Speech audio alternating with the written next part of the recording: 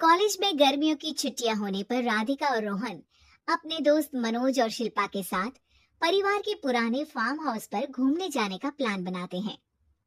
Guys, तुम दोनों को वो फार्म हाउस बहुत पसंद आएगा। बचपन से ही वो मेरी और रोहन की सबसे पसंदीदा जगह रही है।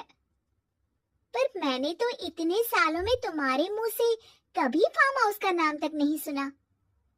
बचपन में फार्म हाउस जाते थे, लेकिन फिर अचानक सबने वहां जाना बंद कर दिया और वजह कभी किसी ने बताई नहीं।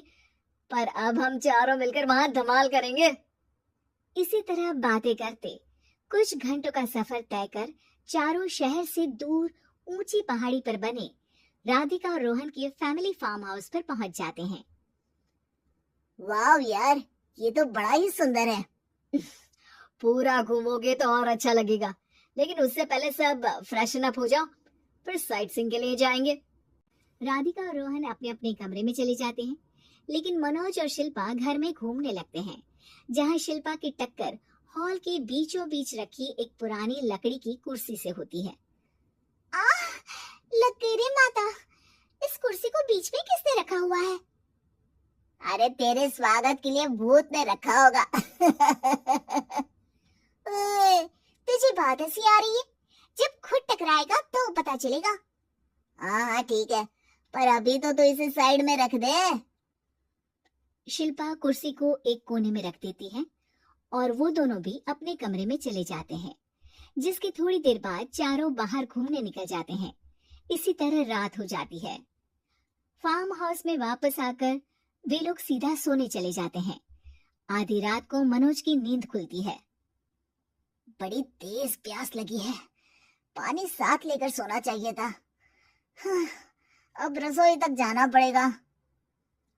मनोज आंखें मलते हुए कमरे से हॉल में आता है और अचानक रास्ते में रखी कुर्सी से टकराकर जमीन पर गिर जाता है। अरे मर गया रे दादा। शिल्पा सही बोल रही थी, बड़ी तेज लगती है ये कुर्सी तो, पर इसे दोबारा बीच में किसने रखा? मनोज एक बार फिर उस लकड़ी की कुर्सी को कोने में रख पानी पीकर कमरे में चला जाता है। अगली सुबह जैसे ही चारों की नींद खुलती है, तो उन्हें अपने बेड के पास साइड टेबल पर चाय का कप रखा मिलता है, जिसे देख वो खुशी खुशी चाय पीकर तैयार होकर कुछ देर बाद हॉल में मिलते हैं। थैंक यू यार राधिका, मुझे नहीं पता था कि तू इतनी अच्छी चाय बनाती है। वैसे मुझे उस बेड टी की बहुत जरूरत थी। ये और चाय, अरे इसे तो पानी तक उबालना नहीं आता। मतलब तूने हमारे लिए चाय बनाई क्या दोस्त? अरे चल पागल है क्या, इतना भी प्यार नहीं है मुझे कि तुम्हारे लिए बेड टी बनाऊं। चाय पर ये चर्चा करते हुए मनोज जैसे ही पीछे मुड़ता है, तो एक बार फिर लकड़ी की पुरानी कुर्सी से टकराकर उस पर गिर जाता है। हाय रब्बा, अरे चाय छोड़ो, पहले ये बताओ कि इसे बार बार बीच में कौन रखता है? कल रात ही मैंने इसे साइड किया था। तुम पहले ये बताओ कि चाय किसने बनाई थी? सबकी बातों को कुछ देर ध्यान से सुनने के बाद राधिका हैरानी से कुर्सी की तरफ देखने लगती है। भूत दीदी। राधिका की बात सुन आपस में झगड़ रहे सारे दोस्त शांत हो जाते हैं। ये क्या बोला अभी तूने? अरे पर अब वो यहाँ कैसे हो सकती है? क्यों नहीं हो सकती? हमने यहाँ आना छोड़ा था, पर उन्होंने तो घर नहीं छोड़ा ना। और याद करो, ऐसे बेड के पास कप रखना और कुर्सी को कमरे के बीच में रखना, ये सब वही तो करती थी। ये तुम दोनों किसकी बात कर रहे हो? अरे जो भी हो, कुछ अच्छा तो बिल्कुल नहीं लगता। अब देखो, डरने की कोई जरूरत नहीं है। वो सालों से इस घर में रहने वाली भूत दीदी है। वो बचपन से ही हमारे यहाँ आने पर एक बड़ी बहन की तरह हम दोनों का ख्याल रखती है। ओए, पगला गया है क्या? शिल्पा, मुझे यहाँ नहीं रहना, तू भी मेरे साथ ही चल। ये दोनों तो पागल हो गए हैं। जहाँ मनोज डर से वापस जाने की बात कर रहा होता है, वहीं शिल्पा अपने फोन में बिजी होती है।